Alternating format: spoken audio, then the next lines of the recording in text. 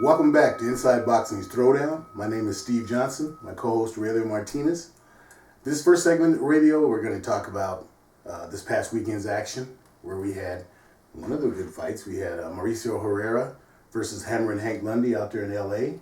Then the second fight we'll talk about will be where we had Keith one-time Thurman taking on Luis Collazo down in Florida. Radio? Well, good. I'm glad you kind of mentioned the Hammer and Hank Lundy about because, last week, in knowing that fight was coming, I really didn't have a whole lot of interest. I mean, if I happened to be home, I'd watch it. Mm-hmm.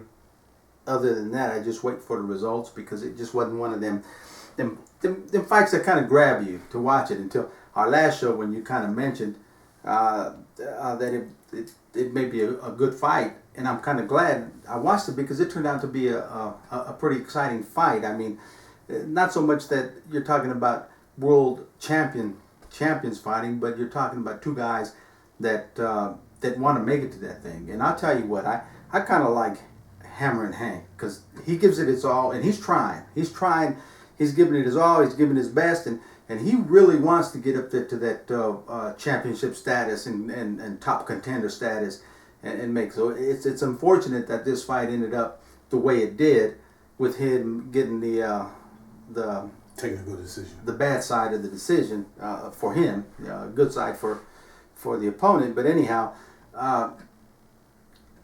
did that fight come out the way you thought it would come out? Because you predicted Hammer and Hank losing this fight. Yeah, I didn't. I thought, Hammer and Hank is doing his usual now.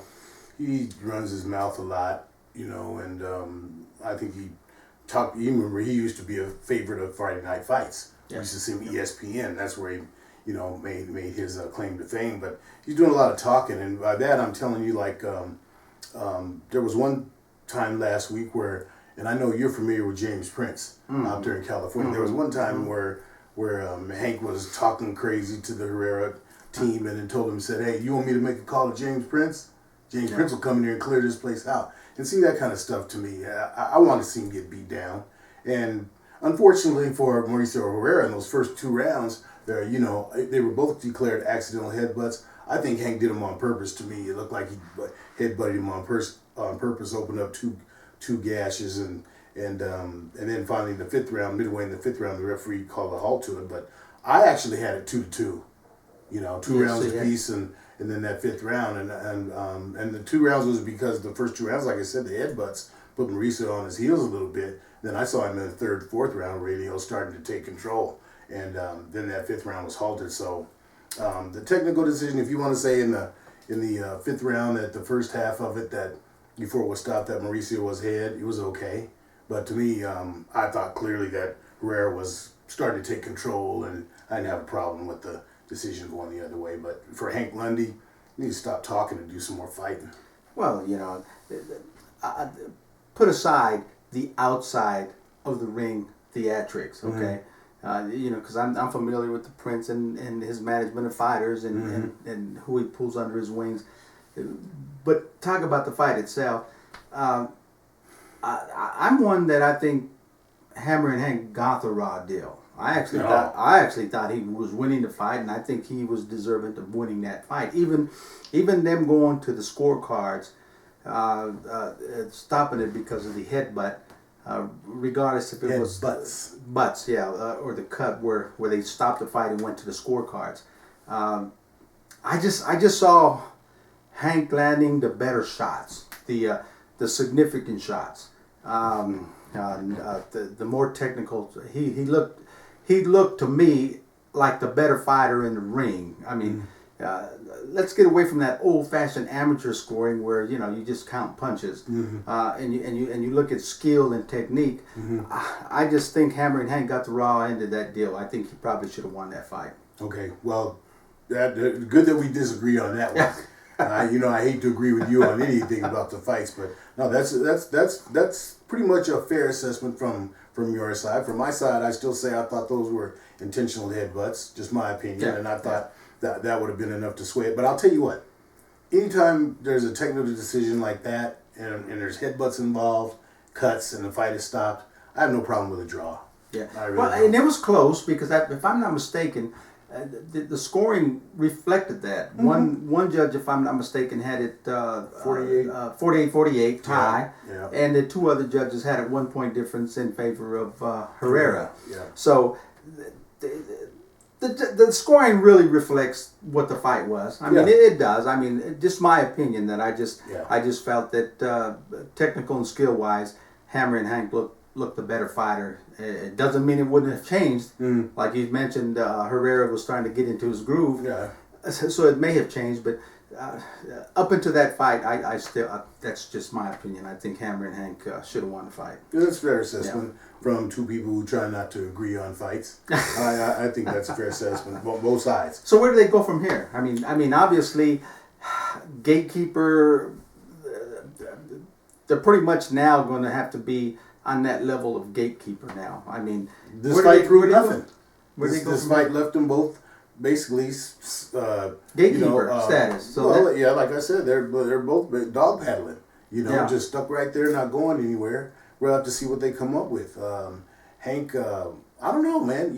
He's from Philadelphia. You think he's gonna go back east and fight somewhere, or he's obviously not afraid to come out west. But I really don't think that he and Herrera. Well, I'm sure he and Herrera can't. Now that fight was in Los Angeles. Yes, that was in L.A. Los Angeles. No, I'm sure that fight can't happen again soon. I mean, Herrera's cuts were bad, and it would take time for that to heal. But in the meantime, once they both heal up, I would probably think that a rematch would be in order. And since they did this one in L.A., maybe Herrera needs to go back east. I'm not sure. I'm not sure. Exactly, that was my point. I'm not sure people want to see a rematch. It's just a step in the careers of both boxers. I think what has to happen now is they basically have to wait for someone that wants to get into that championship level to test themselves. There you go. And they're going to say, okay, well, I want to go against Hank Lundy, or I want to go against Mauricio Herrera. And let someone call him out, and then that will be their opportunity to upset and move into that status. Well, I think from the last show, everyone will remember that we were both in agreement that someone had to win in order to keep going forward. Okay, Mauricio Herrera got the win, but with an asterisk by it. Okay, so like I said, I think they're both left treading water, and we'll see what happens. Okay, good. Right. Let's go on to the next fight that we had this weekend. Okay, and that was, of course, of Keith Thurman. One time, Thurman. We talked about him when he was starting his career and coming into the stardom status, and I think everybody's kind of happy with him. He's coming up and he's into that contender status, and he's trying to make that move into the high life, into the top of the plateau. And I'm talking with your Floyd Mayweathers and the people you talk about, like your Triple G's and all the big names that you see. Did this fight help him? I would say yes, that it helped him because, like we said last time, Luis Collazo was not an easy out. Collazo was definitely on the downside of his career, but he's not an easy out. And if you remember, I think it was the 4th or 5th round, he hit Keith Thurman with a body shot that almost dropped him. So I think that, that was a good test. Thurman was able to weather that storm and come back and eventually get the victory. But so because of that, I would say that, it helped him. But I like Keith. We've been following his career since early stages. I tend to agree. A lot of talk on social media, on the internet, and stories about that, and people questioning Collazo, and did he just give it up, and maybe was the fight they're coming short of saying, was it fixed? Was the outcome already predetermined? Because I don't think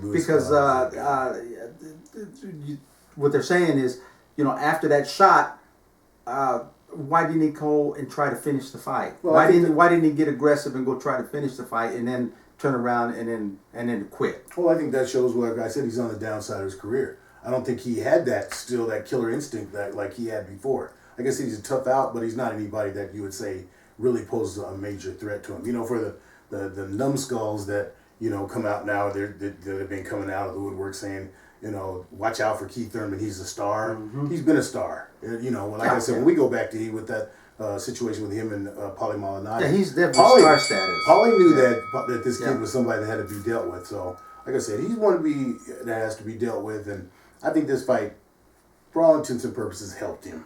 Okay, now he's like you said with the plateaus. Yeah. He's stepped up to that next plateau where now he's no longer the hunter; he's the hunted, and there's a big difference, and we'll see how that goes. Because remember, he was one of those main proponents of, all these guys that are up top now. They don't want to give all of us guys underneath a shot. Yeah. Now he's up there, and I see how willing he is to give guys underneath the shot. Okay, but he's still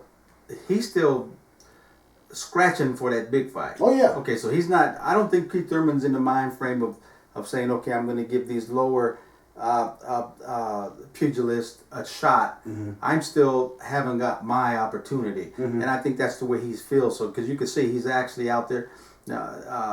He was calling Floyd Mayweather out quite a bit, and I think reality has come in to where he understands that fight is less probable than anyone thinks, and probably won't happen. So now he's coming out and calling out Amir Khan. Okay, now Amir Khan, you got to be a little careful with Amir Khan. Amir Khan's actually talented. He's got some fast hands. Yeah, now when you got a Keith Thurman that relies on that knockout punch, well, he doesn't rely on it, but he knows he has it. He knows he has the knockout punch, and he looks for it. He looks for the opportunity to put it. Now, with someone with fast hands like Amir Khan, could that be a mistake where he's going to fight the fight looking for that opportunity to hurt? Because, people out there feel Amir Khan has a glass jaw. Mm-hmm. So, naturally, when you get someone like Thurman in there, he's going to have that, I'm going to hurt him and knock him out. Mm-hmm.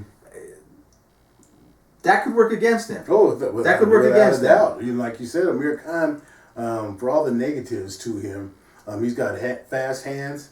He's got good footwork, and he can match Keith Thurman. And there's a situation where a lot of times guys are matched power for power, speed for speed, and somebody backs up. Yeah. We've yet to see Keith Thurman back up, but that's, in my opinion, is because he has not really had that talented of competition.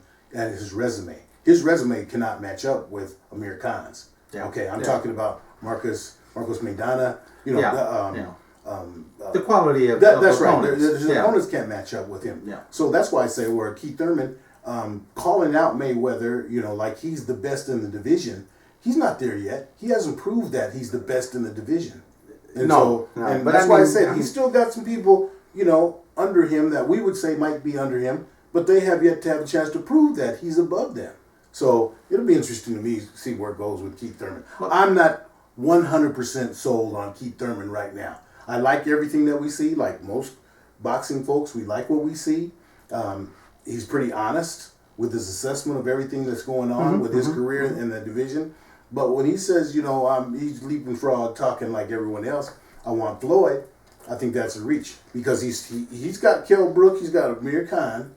Okay, Sean Porter, you don't have to worry about him too much, but Kell Brook and Amir Khan pose a major threat in the welterweight division, and nobody really wants to see them. So I would say to Keith Thurman, if you want to have me, who is nobody, if you want to have me on your bandwagon, you go over to UK and fight either Kell Brook or Amir Khan. You come back home with that win, I'm 100% on board. Well, I don't think that's going to happen. Well, that's what I'm saying. I don't think that's going to happen. That's what I'm saying. There's not too many fighters that do that. As a matter of fact, the only fighter that I know of that actually, the two that I know of that went out and had so much confidence that they went out all across the world and fought and won, there's only two. Of course, Muhammad Ali and Marvin Hagler. And I wasn't thinking Marvin Hagler, but I was thinking of Denver's own a little bit bad Stevie Johnson. I mean, he'd go wherever, and take his championship and put it on the line. Yeah. And because he had the confidence, and I think that's what fighters today is they kind of really lack that confidence in their actual abilities because it's outweighed by the money that we're going. Because I think Keith Thurman in this fight. And I don't know if it's true, but it was that's what I meant. I read where he got $1.5 million. Yep. And whether that's true or not, I don't see any reason why it wouldn't be true. That's the money. That's a lot of money to make for a Collazo fight. Collazo allegedly got $500,000. I mean, I mean, the money now becomes the main factor rather than the pride factor. Yeah. So, but I'm gonna tell you what, I really would like to see Who? Amir Khan and Thurman. I would really like to see that fight, because I think that fight would be, next to Floyd money making, I think that fight for both fighters, because both fighters are begging for money. Mm-hmm. Okay, for the big fight, they're begging for the big Floyd Mayweather fight, and it's not going to happen. Mm-hmm. But you put them two together, and I think you actually have a fight where each of them can make, $15-20 million, because Amir Khan brings that UK money. I agree. And I think in the United States, he's got a following himself, and Thurman has now made a following where people are saying, "Hey, we like this kid." Mm-hmm. I think that's the next one below the tier of the Floyd Mayweather. So, okay, and I agree. That's a strong possibility. I like that. I like that. So we'll see what happens. Yep. But this segment is now over, so we need to move on to the next segment, Stephen. Okay. We're going to come back and we're going to talk about some great deals. Of course, we have our next segment. We're going to look at upcoming fights. We're going to talk about Julio Cesar Chavez Jr. What's he doing? Areola, Carl Frampton, and we'll talk about that. And then, of course, we're going to put our little amateur segment together, because we got some good things to talk about in that segment too. So come back and see the next couple of segments. And until then, keep them hands up. Keep them up.